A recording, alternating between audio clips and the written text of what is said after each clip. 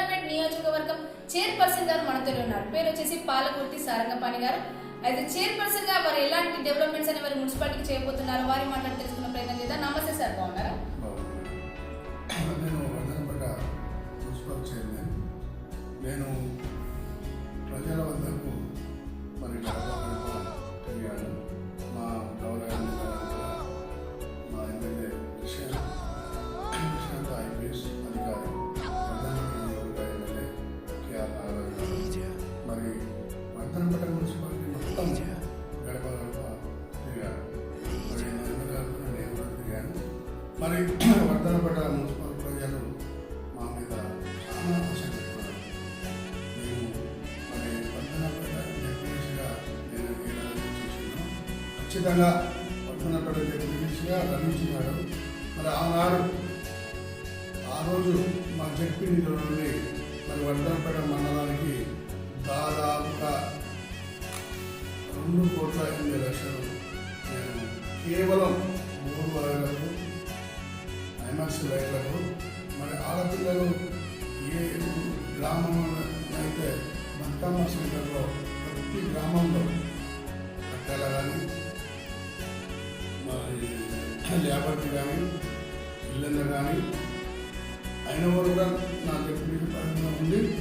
ప్రతి బతుకమ్మ సెంటర్ కూడా ఐమాక్స్ లైట్లు వేసిన ప్రతి గ్రామానికి 2 నుంచి 3 ఊళ్ళో చూపించిన మరి ఆనాడు డెప్యూటీస్గా నాకు ఉత్తమ అవార్డుగా మా జడ్పీగా వచ్చింది.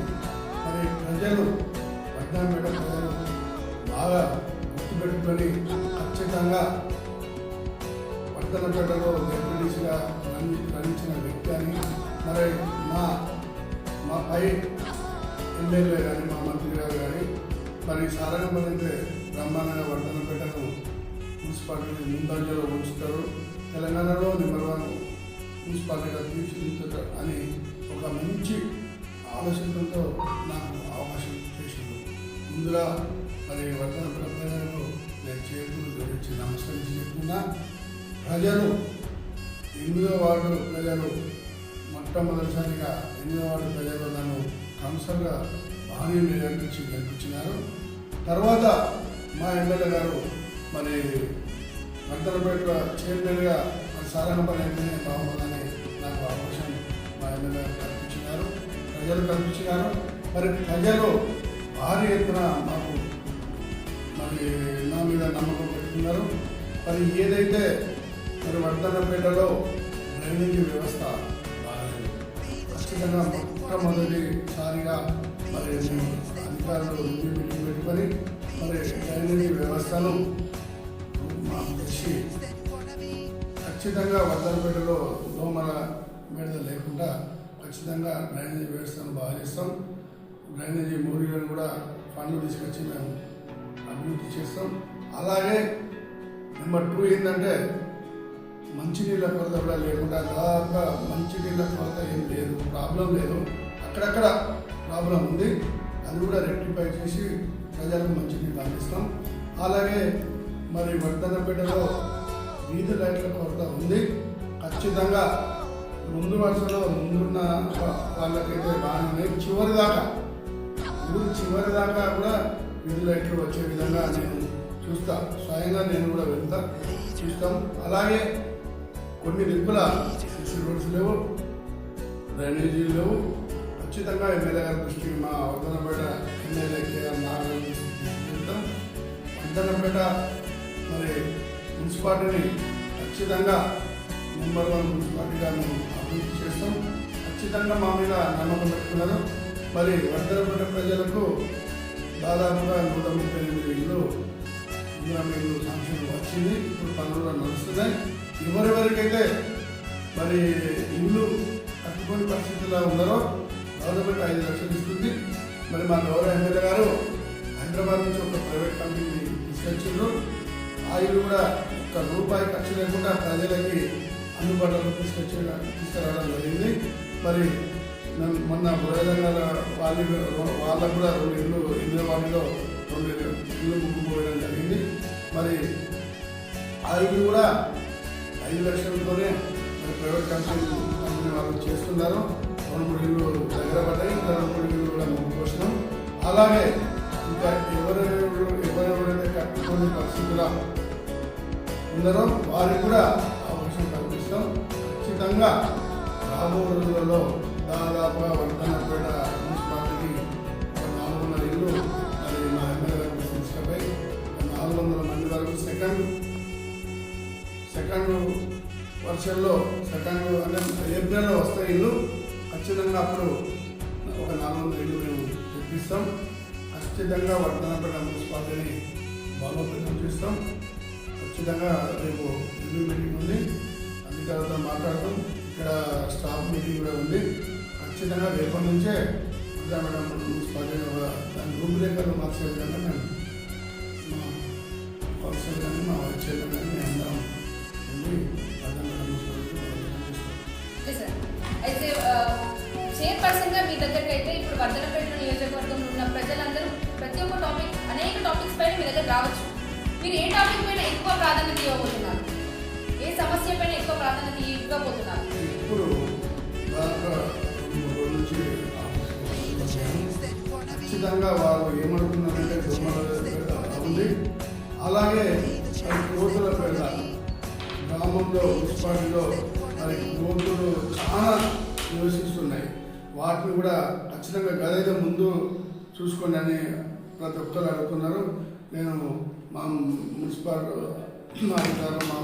ఉన్న లేబర్లు మా వాళ్ళు మా ఉద్యోగస్తులతో నేను రివ్యూ మీటింగ్ పెట్టుకొని అది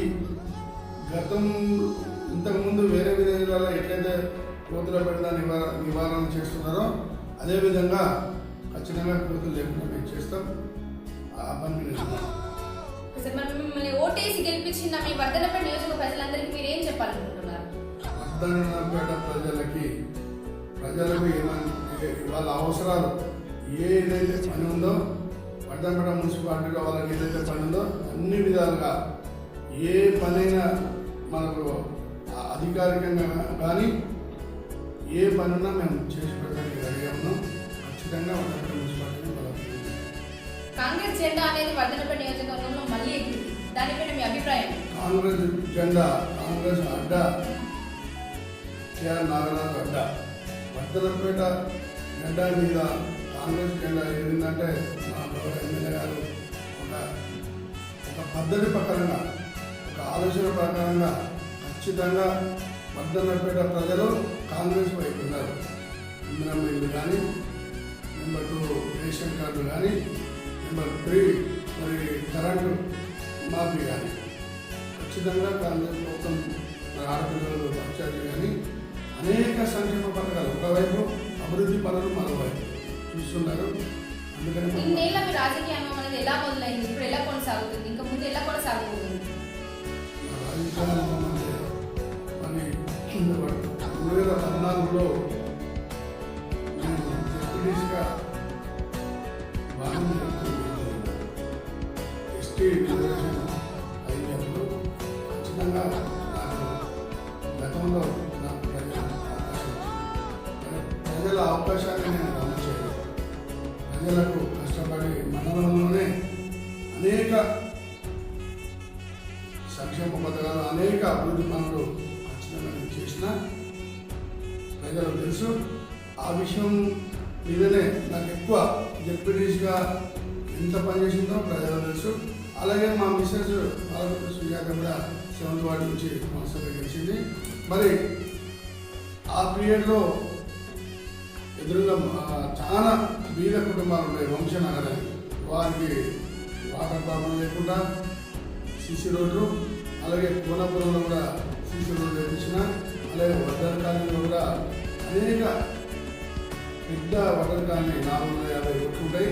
అక్కడ కూడా ప్రతి గల్లీకి సీసీ రోడ్లు వేయించిన, 1, 2, 3 తక్కువ ఉంటాయి. అవి కూడా ఇప్పుడు చైర్మన్ అయినా ఖచ్చితంగా 7th వార్డులో కూడా కొన్ని మిగిలిన చేయాలి, అది కూడా చేస్తాం. చాలా ఈ వర్ధనపేట ప్రజలు నాకు చాలా పెద్ద ఎత్తున ప్రతి ఎలక్షన్లో కూడా నన్ను గౌరవించి నాకు ఓట్లేసి గెలిపిస్తున్నారు. నేను వర్ధనపేట గ్రామ ప్రజలను నా జీవితంలో మర్చిపోను. ఖచ్చితంగా ప్రజల సేవకునిగా నేను పనిచేస్తాను.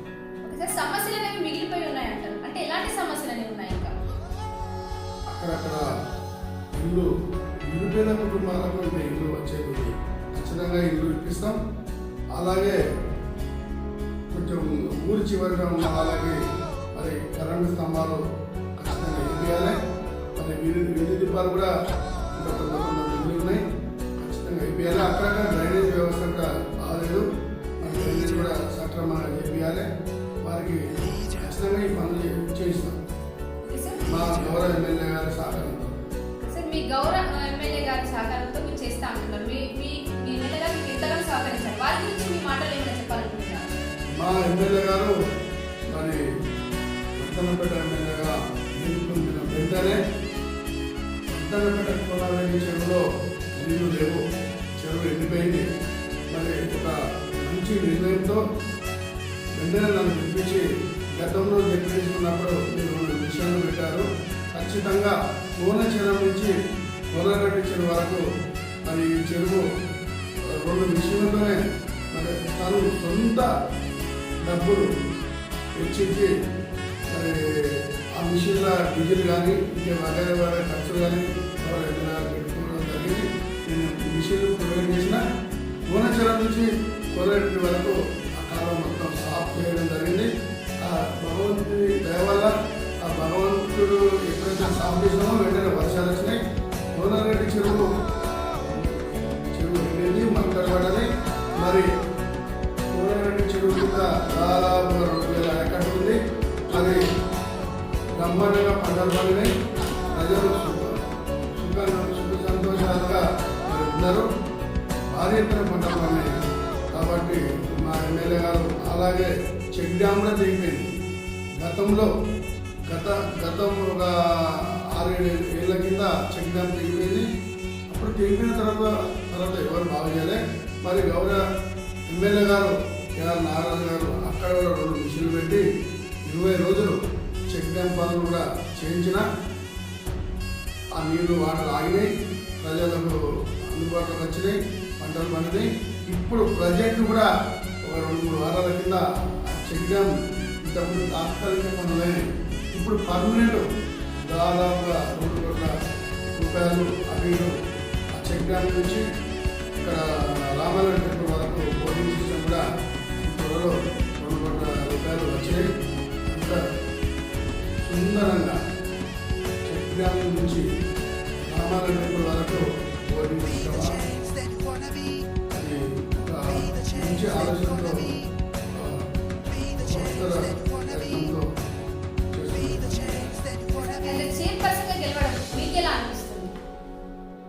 వర్ధనపేట ప్రజలకు సేవ చేయాలి అని ఒక మంచి సంతోషంగా నేను ఉన్నాను. సార్ ఇంటర్వ్యూ కంటే ఇచ్చే మా ఛానల్ ద్వారా ఇంకేమైనా చెప్పాలనుకుంటున్నారా? వర్ధనపేటను రాష్ట్రంలో, తెలంగాణ రాష్ట్రంలో ఏకైక నెంబర్ 1